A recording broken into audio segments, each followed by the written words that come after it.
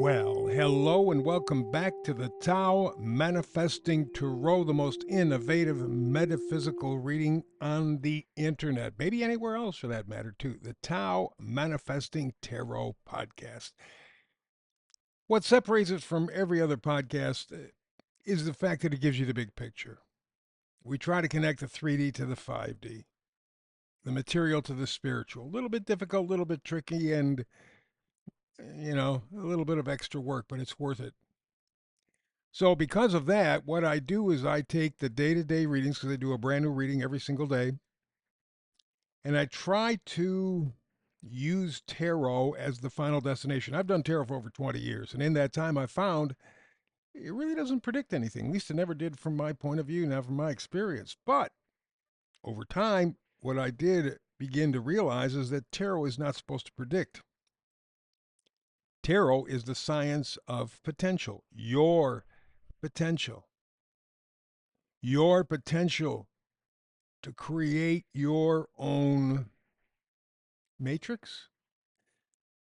I mean, matrices are all over the place. We got the world, the global matrix. We got the country matrix. We got the city matrix where you live. You got, there's parts and pieces all over the place.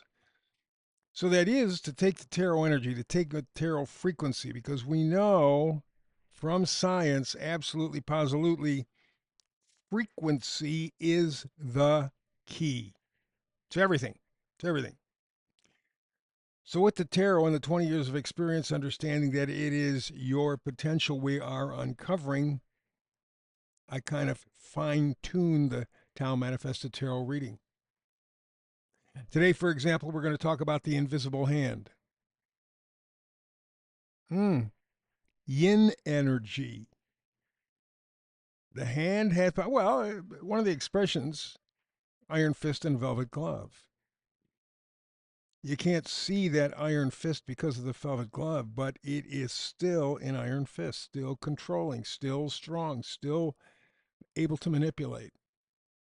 So we take this energy, this understanding, the invisible hand, and we begin to build it out to your tarot destination. And because of that, I have to be right on target.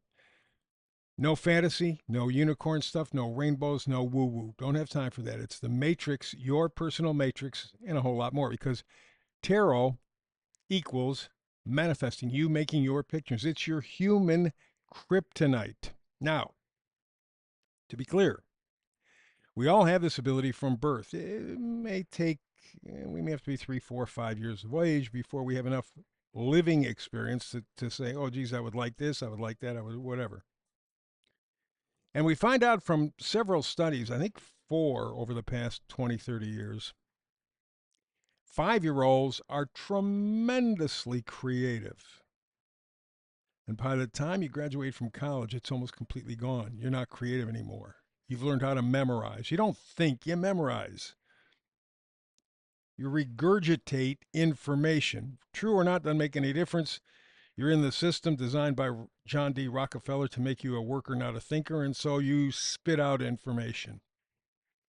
Don't really have a handle on it, don't really have experience with it, but hey, gets me good grades. That's all that matters. So I can get a job, so I can work for the deep state. I mean, it's a really cyclical. But a 5-year-old doesn't have any of that, and they're just tremendously creative. You want to see somebody who's really friggin' stupid on average? PhDs.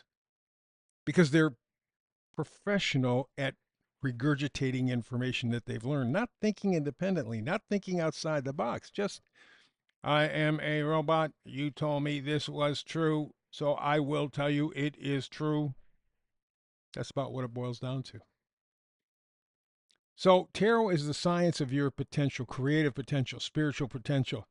Literally, it is the ultimate destination in your life and in this reading. I only take 3 cards. There's some sort of a magic that I don't get. Nikola Tesla said if you understood the power of 3, you could understand the universe. We have all kinds of symbols of 3 in our lives. 3 seems to have some sort of special frequency. So only take 3 cards, keep it simple, keep it direct, keep it clean. Again, we don't do the fantasy unicorn rainbow crap. Don't do it. This is your destination. Those three cards have a frequency for today's reading to get you where you want to go, to begin to open up that door to creativity, to open up that door to beginning to reach spirituality, your purpose here. So it's important stuff. But we know the destination. To get to a destination anytime, you got to have a map, right? So that's where we go to the signs of cycles. But tarot is the science of potential. I've done that for 20 years, by the way, the tarot stuff. So then we have to move to the science of cycles, upon cycles, upon cycles, upon cycles. That's astrology, numerology. I've done those for over 50 years. God, I'm an old fart. How did I get here? Well, anyway, that aside. Point is that provides the map. You hear from people all the time, history repeats itself, history repeats itself. And the reason it does is because these cycles, these frequencies are in cycles and they keep repeating. They keep coming back. They keep coming back. Could be a month down the road. It could be a year down the road. Could be 100 years, 1,000 years, 10,000 million, whatever the hell the cycle is. And the longer the cycle, the more profound and powerful it is. So the idea is to tap into these cycles of frequency using astrology, numerology. And once we can fit those cycles, we can help explain to you what you're dealing with or what you're about to deal with. And that helps to modify your manifesting. It helps to modify the tarot energy. Just because you have energy, you have to fit the situation to get the best use out of it. So that's what the numerology and astrology are all about. For example, back in the year 992, long time ago, over 1,000 years ago, 992, we had major religions, major philosophical features, Christianity, the Byzantine Empire, the Mughals, all joining together, probably for business purposes, certainly for peaceful purposes, but they kind of came together. That's 992. It literally changed the world at that point, certainly Europe. You go up 500 years because it takes Pluto and Neptune 500 years to get to the exact same point. These are far moving planets. It takes a long time to get there. So 500 years. So you go from 992 to 1492. Columbus heads out to find the quote unquote new world. Add 500 years from 1492, you get to 1992, and you get President George H.W. Bush, a despicable man who declares the New World Order and really opens the door to the stuff that we're suffering through right now. Literally, the dystopian world that we're facing now. So you go from the Christianity, the Byzantine Empire, over to Columbus and the New World, over to George Bush and his Nazi fascist buddies. And you can see that, okay, it's the same energy, although it shows up differently. And that's the value of the numerology and astrology. So knowing these repetitive patterns helps you prepare to use this destination energy, this tarot energy, much better.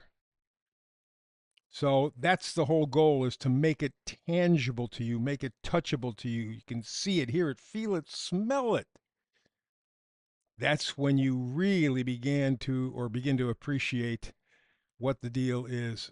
And that's what we're going to do. We're going to get to the astrology part of it, although there's not a lot of astrology that I'm going to be dealing with today, but it's more the idea. But first, I want to let you know I do have this email thing going. One email to me, tao-tarot@proton.me, tao-tarot@proton.me. Feel free to write anything that you want, good, bad, indifferent. You can be polite, you can be impolite, you can swear. It doesn't make any difference. It's just communication, reaching out, tao-tarot@proton.me. Proton.me. Or maybe protein.me. No, it's proton.me. Tao-tarot@proton. Well, you see it up on the screen. What am I going through? So, okay. Let's get to astrologic. Today, there is not a lot of astrology that I can pinpoint because we're going to cover quite a period of time, thousands of years, to be perfectly honest with you.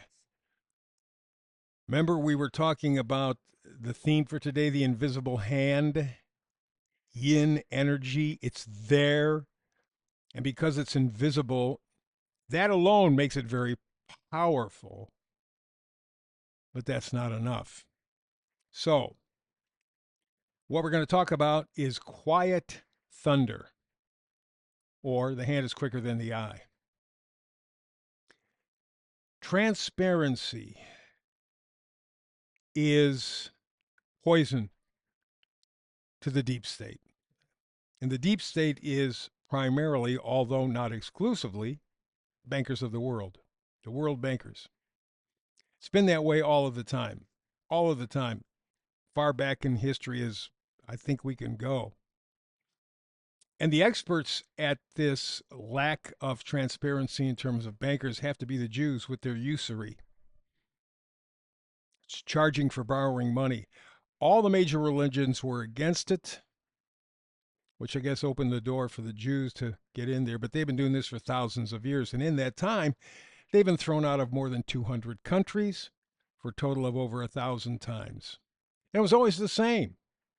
Usury kills the economy, absolutely sucks the lifeblood out of the economy. Compound interest just dries it all up.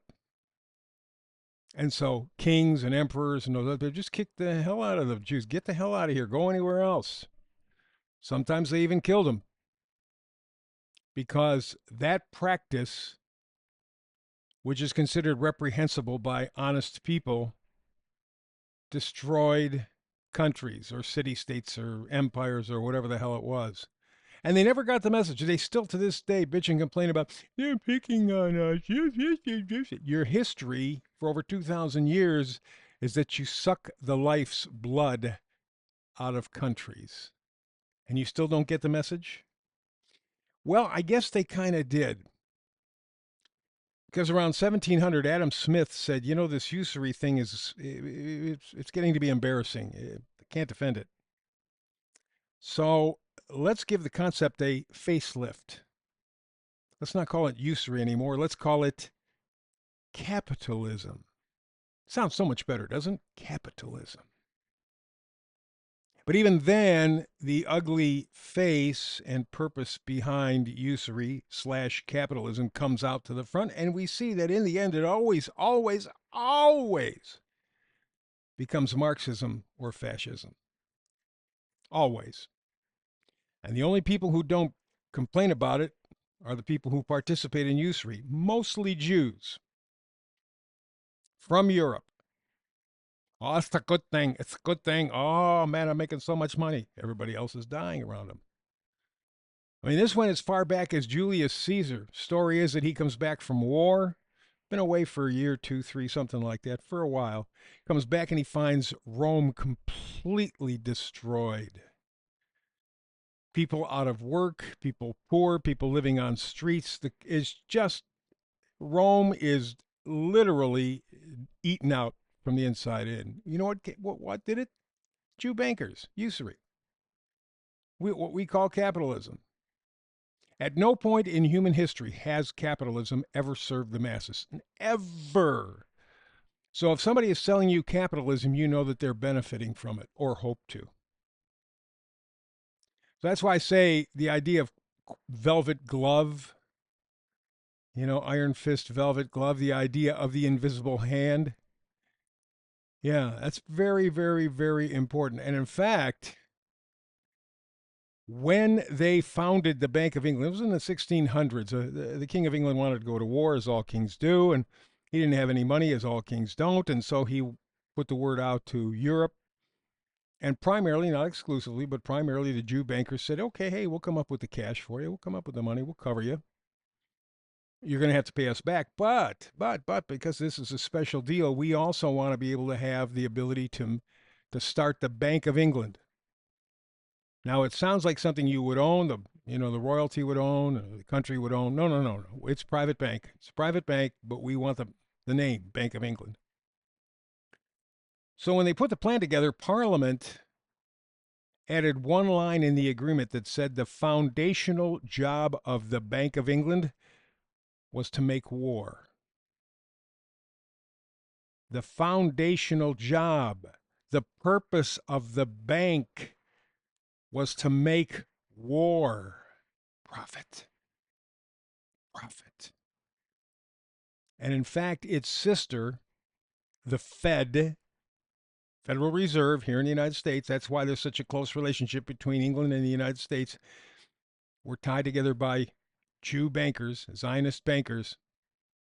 The Fed is the American war maker. Every single war that America's ever fought, the banks have been behind it for one reason or another. Profit, usually, but there was also manipulation and control. And in fact, to underline that, a guy who was a two-time Medal of Honor winner, Major General Smedley Butler, upon retiring, wrote a book in 1933, War is a Racket.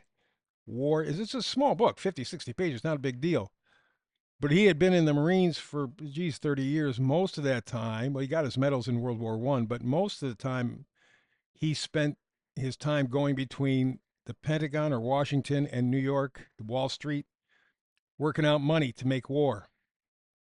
By the time he had retired, 1933, he said, this is crap. And in fact, because of his involvement in that stuff, he also saved the life of Franklin Delano Roosevelt, the president, because the capitalists, largely the Jew bankers, didn't like what he did for the middle classes and they wanted to get rid of him. And it was George H.W. Bush. Remember President Bush, the guy who I don't like? Well, his father was even worse. Prescott Bush was the man behind the plan to get rid of Franklin Delano Roosevelt because he was good to the middle class. You can't have that. And it was Smedley Butler who went to Congress and said, hey, you know what this guy's up to? And back in 1933, the U.S. Congress was still not owned by Israel yet. So they said, stop it. Nothing happened, by the way, that Prescott Bush never went to jail, never was accused of anything, and in fact became the head of a major bank after World War II, but that's a different story for another day. The point of the matter is this. Transparency is poison to the deep state, most especially the bankers who make up the deep state. And in fact, there's an economist, and I can't think of his name right now, who said central banks are the single greatest control mechanism of human behavior. Central banks, the single greatest control mechanism of human behavior. By the way, that's the reason why we're after Putin so much. Putin threw out all the Rothschild bankers when he took over in the late 90s. And Russia's always had a negative attitude towards the central bankers and Rothschilds in particular. They want to take the Russians out. That's the reason. You don't mess with the bankers and get away with it. Quiet thunder. The hand is quicker than the eye. How about this? The meme. I've got a bunch of them today. The one that I kind of stand out here for you is from Brittany Pauly, who says, we can't raise minimum wage because then the price of everything's going to go up. That's what you hear all the time. No, we can't pay you more. We're going to have to. They never raise the minimum wage, and the price of everything is still skyrocketing. Why? The bankers, I'm telling you. And here we go to the missing link. Up top, there is a batch number that if you can see your Pfizer, you are stupid enough to decide you still want to get vaccinated, you got to look at the numbers. There is a batch number that they're pretty sure will kill you. This is the number. At least it'll point you in the right direction. And speaking of doctors and health and stuff, Callie Means says he's had a conversation with a friend who runs a clinic. More than 1,000 doctors in that clinic. And you know what the doctors are bitching about? The people are looking for natural cures. They want to know what the root cause is. Don't put a bandage on. Don't just feed me some sort of a vaccine or some sort of a funky drug. Doesn't help. I want to know the answers. Doctors don't like transparency. How about if we do this? Tarot. We got the Nine of Swords. It's a very painful card to watch. I think this might be the most painful to watch because this person is just suffering. It's that midnight waking up going, God, I coulda, I shoulda, man, what the hell was I thinking? That kind of stuff, cold sweats. Nine of Swords is nightmares and despair, but we move to the Temperance card, which is balance and healing. Right now, we are living through a nightmare. We're looking for balance. We're looking for healing. Star card says, you keep working on it. Keep working on it. You will get hope and relief. But the deal is that you have to work on it. You have to be that iron fist in the velvet glove. You have to be strong. You are the one that has to stand up for yourself. The nightmares and despair will continue until you find that balance and healing. Once you do there, you're going to get hope and relief. But the answer for the energy, velvet glove, iron fist. Don't show your strength. You'll get there. Alrighty, time's up. Thank you very much. I appreciate it. This is an investment in time because you can't buy more. Thank you, thank you. And please like and subscribe. Between now and the next time you and I get together doing tarot, peace and blessings.